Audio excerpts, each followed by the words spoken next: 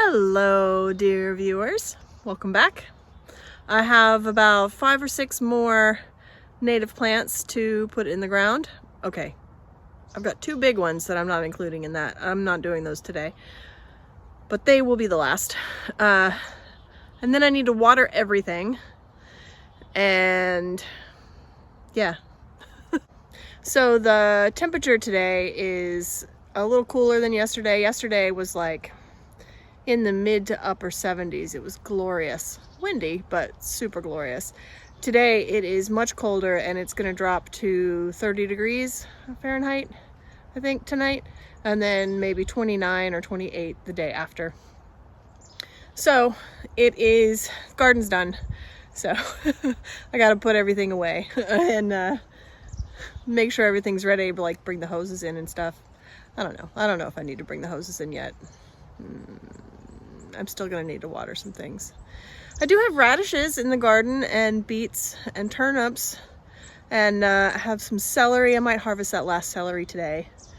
And the celeriac. All of that stuff does pretty well through a frost though. Not the celery, I'll probably bring that in today. And I need to bring in the pots. Like I've got peppers that are outside and a couple of other things that just need to go. They need to go in the house for the winter and just be done. But what I'm gonna do first is get the plants in the ground because that's the important thing. So come on, join me.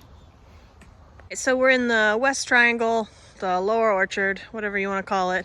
And I've got some plants for the shade bed right over there.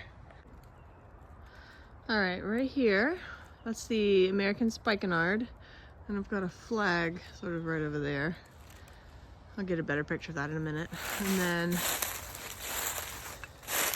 this is the Canada windflower. So that should make a nice ground cover. It spreads a little bit. And I've got the Mentha canadensis and a Spirea tomatosa. That's the steeple bush. And over here I've got an American beautyberry and some Pycanthemum virginiana. That's the Virginia mountain mint. I actually found some I had planted last time. Getting established. It's the same thing, so I'll put a little more of that down here. And then this is the bog goldenrod, uglionosa, I think. And then right back there, that is goat's beard. Sorry. Aruncus dioicus.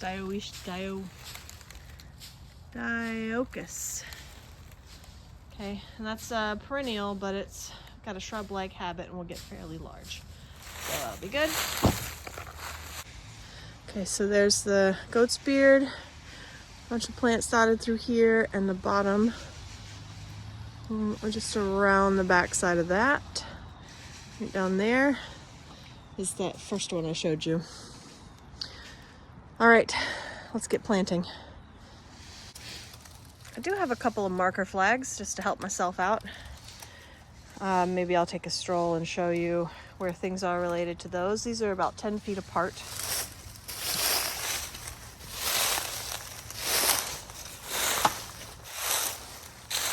Okay. Here's another one. I don't think there's a marker flag in here, but it's that rock, basically. So you can see where those things are.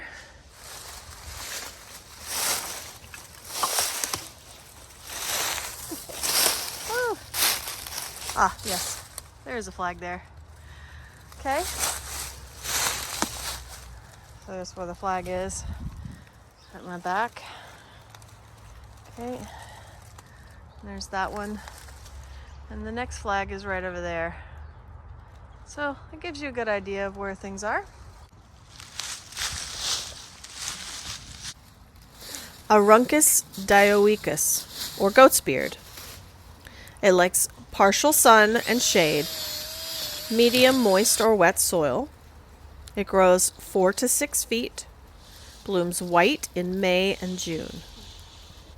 Habitats include damp, fertile woods and mountainous areas. It attracts many different types of pollinators to its flowers, such as bees, butterflies, and moths, and it is the host plant for the dusky azure butterfly.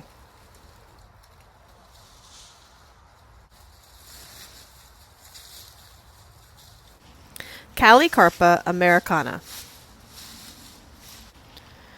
Likes shade and part shade, moist to medium conditions. Grows 3 to 6 feet tall. Has white or pink flowers in May, June, and July. Carries purple berries in the fall and winter. Native habitats include woods, moist thickets, wet slopes, rich bottomlands, edges of swamps, coastal woodlands, coastal plains, and swamp edges.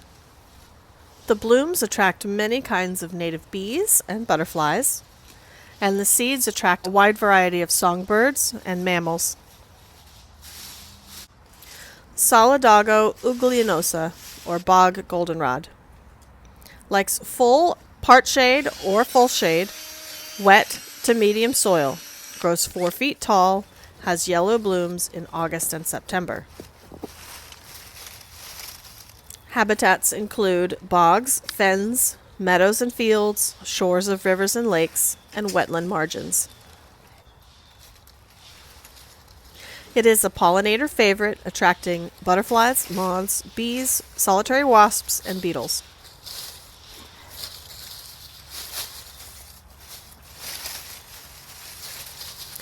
Picanthamum virginianum likes full or part sun, wet to medium dry soil, grows 3 feet tall, blooms white, June, July, August, and September. Native habitats include wet prairies, stream edges, and moist bluffs. Very popular for pollinators, drawing bees, beetles, solitary wasps, and butterflies, including the pearl crescent butterfly. 2 mountain mints right there. Turn things on, huh? Well, the battery on my drill ran out, so that's it for today. I'll be back tomorrow. You'll see it in a minute. I gotta have time to water, so I'm gonna go do that now, and I'll see you tomorrow in just a minute.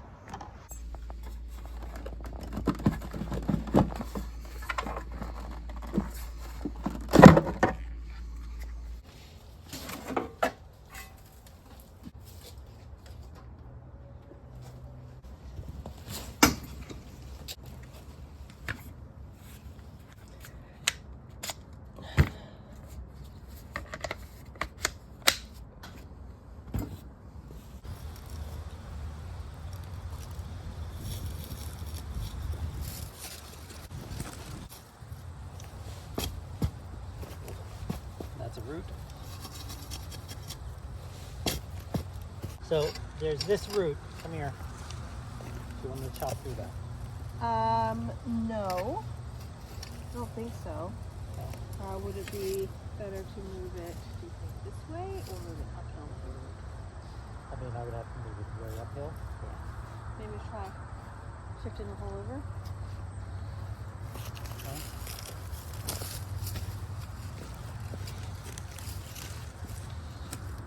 I mean, we could just plant it on top of that root.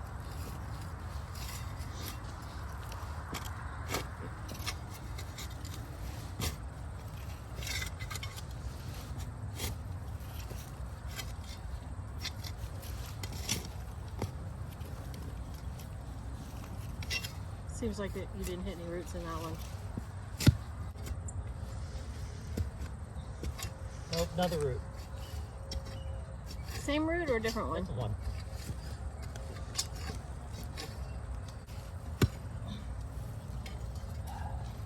This is like digging in dust. Yeah. Is all the soil over here this bad? I mean, it's just really dry. It stays pretty dry over here. Okay, I'm gonna try and take this thing out. Ilex verticillata, or winterberry holly. Will take any kind of sun, full to shade. Likes wet to medium soil. Grows up to 10 feet tall. Blooms white June and July. Habitats include shores of rivers or lakes, swamps, and wetland margins. Well, attracts butterflies and birds. Here's the pot if you want to test out the size. Including being the larval host for the Henry's elfin butterfly.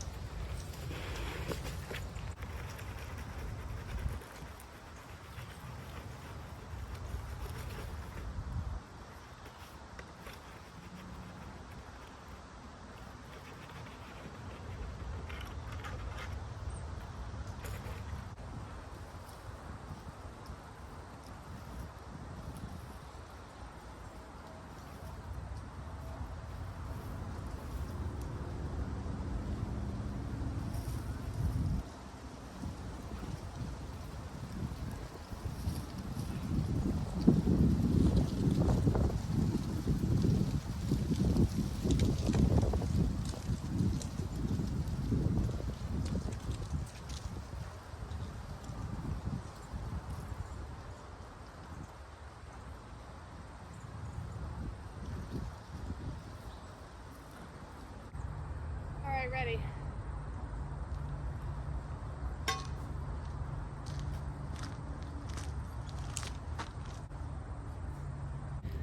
All right, there it is.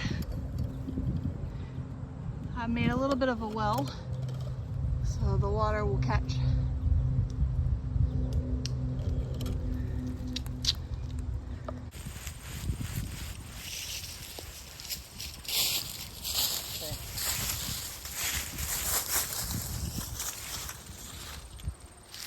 Start? Yes, go for it.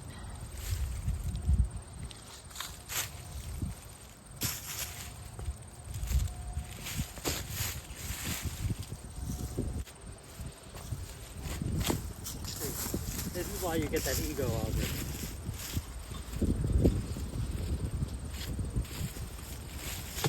Oh, that's like a rock or something I just hit.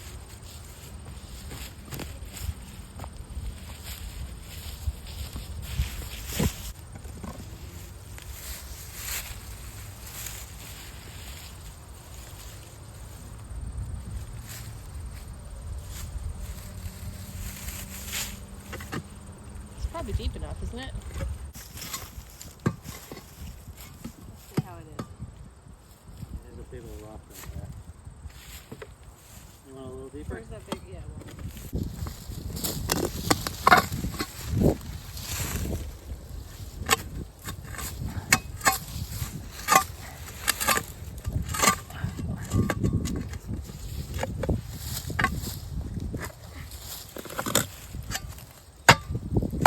Have to get that rock out unless you really want to just take it out. You want to take it out, don't you? I'm like determined now. Come on, it's like fighting me here. Something. Like saying like you should just let that fish go. Where's your matlock? It's up at the house. I'm gonna go get it. That's up to you.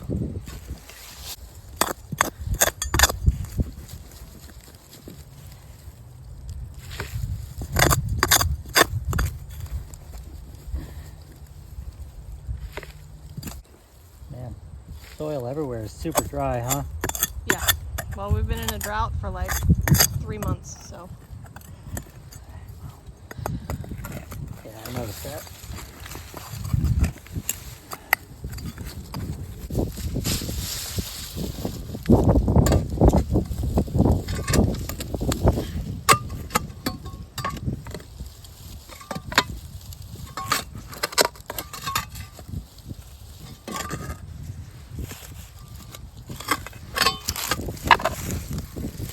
Joys of digging in New England. Look, I found a rock.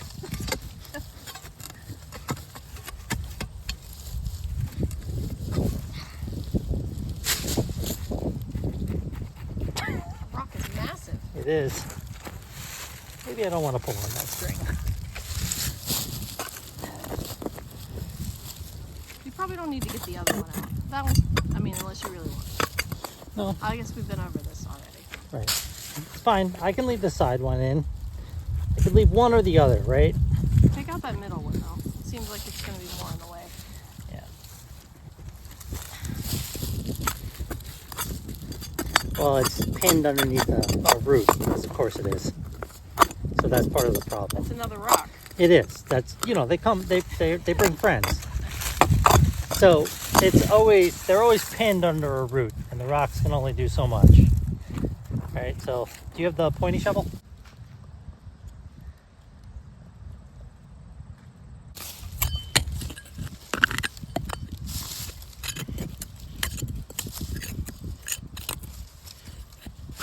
This is the if you give a mouse a cookie problem. If you dig a hole, you're going to find a rock, and if you find a rock, you're going to have to remove it. If you try to remove it, you're going to find a root and 5 more rocks.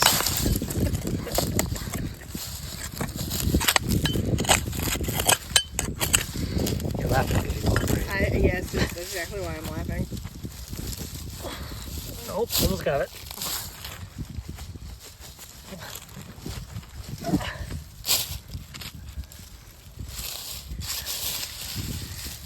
Very good, sir. So, that one's fine. And then we have that one. So Probably fill that hole in a little bit. I'll stick the pot in there and see what it's like. Oh yeah, that should be fine.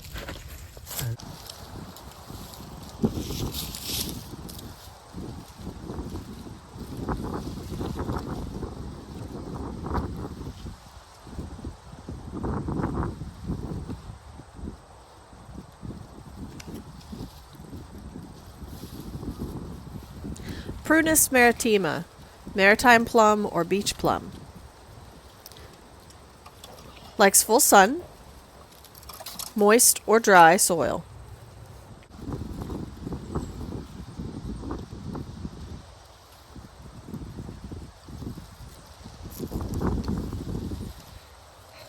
Alright, I'm trying to orient the trunk, so it's like straight up and down. That should do. What do you think of this, hon?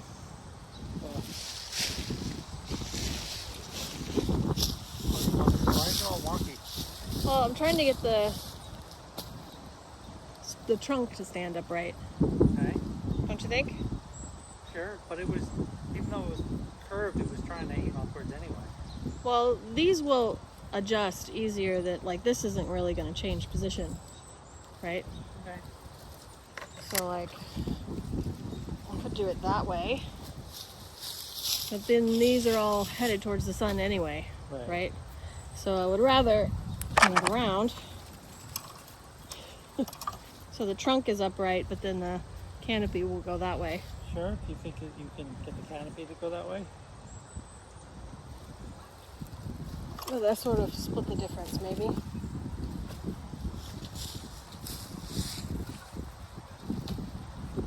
I don't know. I don't know.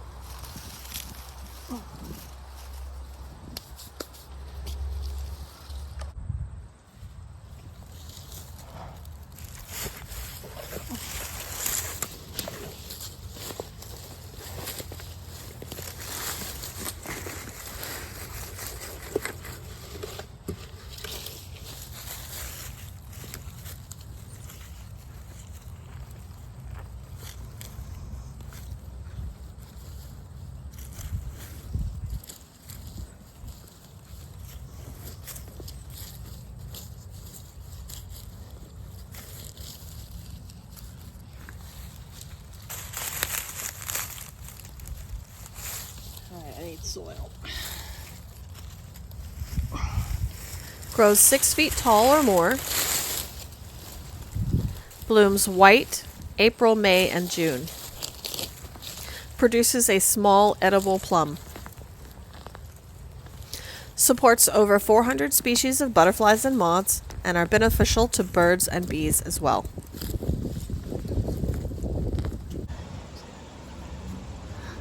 Well, my phone battery died, so I don't know if you saw the end of me planting. This is the beach plum.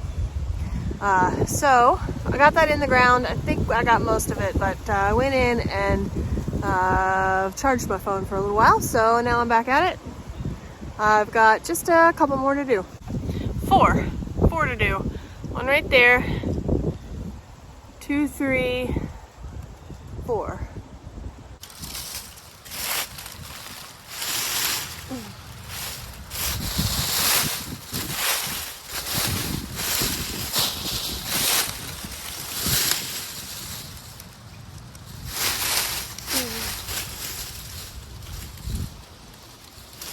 Aurelia racemosa, or American spikenard. Likes partial shade or shade, medium wet to medium soils, grows 4 feet tall, blooms green July and August. So this is the other American spikenard. I did one of these the other day.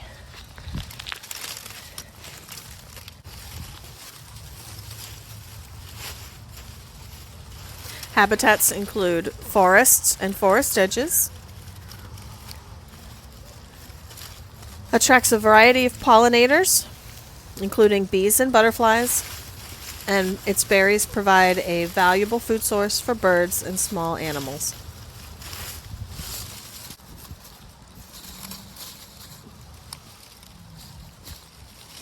The flag is so I can find it to water it.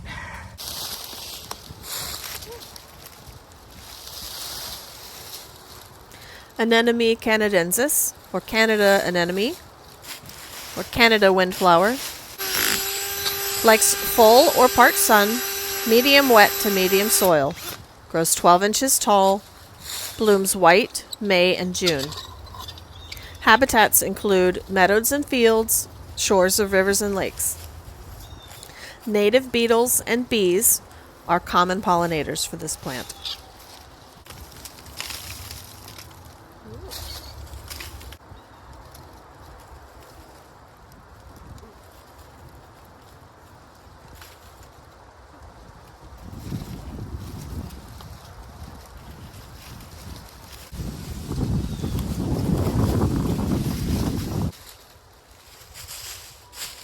Spirea tomentosa. Likes full sun or part shade, wet to medium wet soil. Grows 4 feet tall, blooms pink July, August, and September.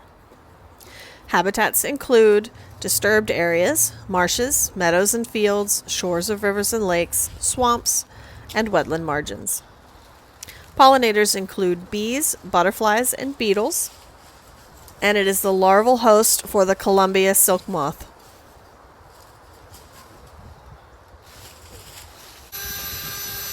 Mintha canadensis, or wild American mint. Likes full sun or part sun, wet to medium soil, grows 2 feet tall, blooms white and purple July, August, and September. Habitats include disturbed sites, meadows and fields, shores of rivers and lakes, swamps, and wetland margins. Pollinators include a variety of beneficial insects such as syrphid flies, bees, beetles, moths, and butterflies. And that, my friends, is the last one. All of those Wintersown plants are in the ground. All of the plants that we've bought, they're in the ground. They're all in the ground. That is a relief.